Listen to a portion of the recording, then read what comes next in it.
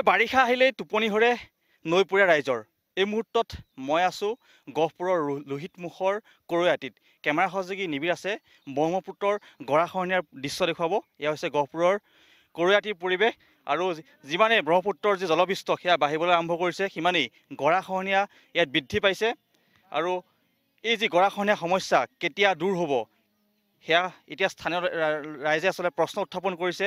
তেওঁলোকৰ যি দুখৰ বিষয়ে কাক ক'ব কোনে শুনিব আমি দেখুৱাইছোঁ এয়া ND24 দৰ্শকসকলক। এয়া হৈছে গহপুৰৰ কৰৈয়াটিৰ পৰিৱেশ আৰু যিহেতু এতিয়া বাৰিষা আৰু বাৰিষা যি জলপৃষ্ঠ ব্ৰহ্মপুত্ৰৰ জলপৃষ্ঠ এয়া দুগুণে বৃদ্ধি পাইছে, যাৰ ফলত গৰাখহনীয়াও এই স্থানত আচলতে বৃদ্ধি পোৱা পৰিলক্ষিত হৈছে।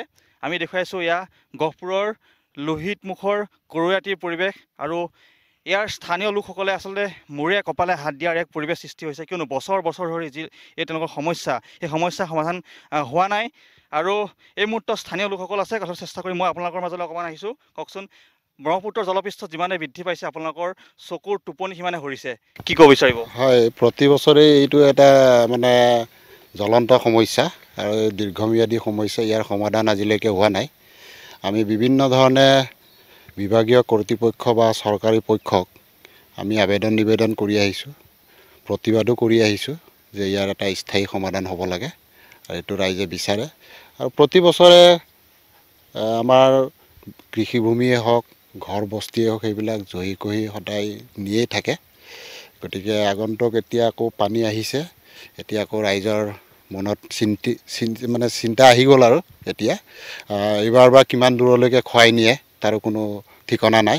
এইটো বৃহত্তৰ অঞ্চল, ইয়াৰ পৰা আদি কৰি আমাৰ পিছলা সোৱণশিৰি কৰৈয়াটি এনেকৈ কৰি আপোনাৰ কুটুম ভুলুকাগুৰি ইফালে কলিয়াপানী ছগুৰি তিনিঘৰীয়া মানে গোটেই 5খন পঞ্চায়তৰ আমাৰ দক্ষিণ অঞ্চলৰ END বান্দৰ দক্ষিণ অঞ্চলৰ বৃহত্তৰ এৰিয়াতেই এই খহনীয়াটোৰ প্ৰভাৱটো আছে।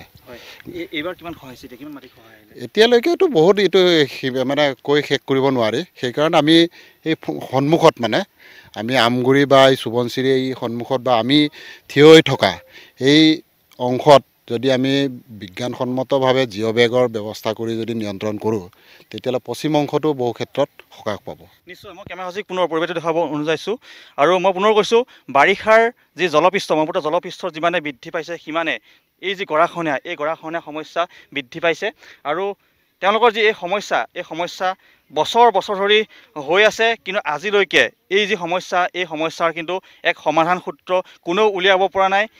চৰকাৰে পইচা দিয়ে, টকা দিয়ে, কিন্তু তেওঁলোকৰ যি সমস্যাসমূহ কিমান দূৰ আচলতে সমাধান কৰিবলৈ সক্ষম হয় আচলতে প্ৰশ্ন উত্থাপন কৰিবলগীয়া। আমি দেখুৱাইছোঁ এয়া ND24 দৰ্শকক। এয়া হৈছে গহপুৰৰ লোহিতমুখৰ কৰৈয়াটিৰ পৰিৱেশ আৰু এতিয়া স্থানীয় লোকসকলৰ আচলতে টোপনি ধৰিছে বুলি ক'ব পাৰি, কিয়নো বাৰিষা এতিয়া আৰম্ভ হৈছে আৰু জলপৃষ্ঠ বৃদ্ধি পাইছে। আৰু এই মুহূৰ্তত মোৰ লগত স্থানীয় লোক আছে, কথা চেষ্টা কৰিম। মই দাদা আপোনালোকৰ মাজলৈ অকণমান আহিছোঁ। কওকচোন, বাৰিষা যিহেতু জলপৃষ্ঠ বৃদ্ধি পাইছে টোপনি ধৰিছে আপোনালোকৰ, কি ক'ব? নিশ্চিতভাৱে সেইটো মানে আমাৰ ইতিমধ্যে বাৰিষাৰ সময় আহিছে আৰু মিচিং মানুহৰ এতিয়া আৰু কান্দোনৰ ৰোল শুনিব লগা মানে যিটো পৰিস্থিতি হ'ব, ইফালে গৰাখহনীয়া চলি আছে। গতিকে আমি ইয়াতে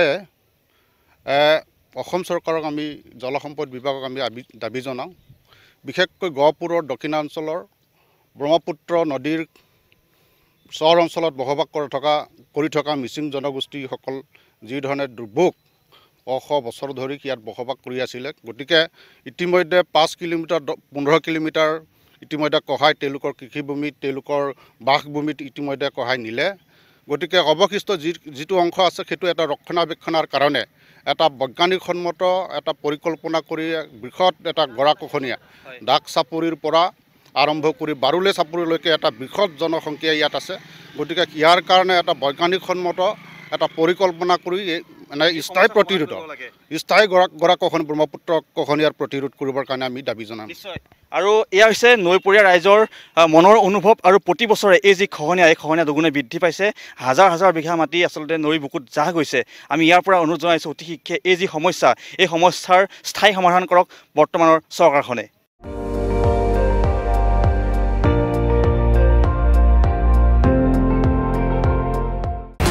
আপুনি চাই আছে ND24, সৰ্বশ্ৰেষ্ঠ নহয় সৰ্বোত্তমৰ দৌৰত।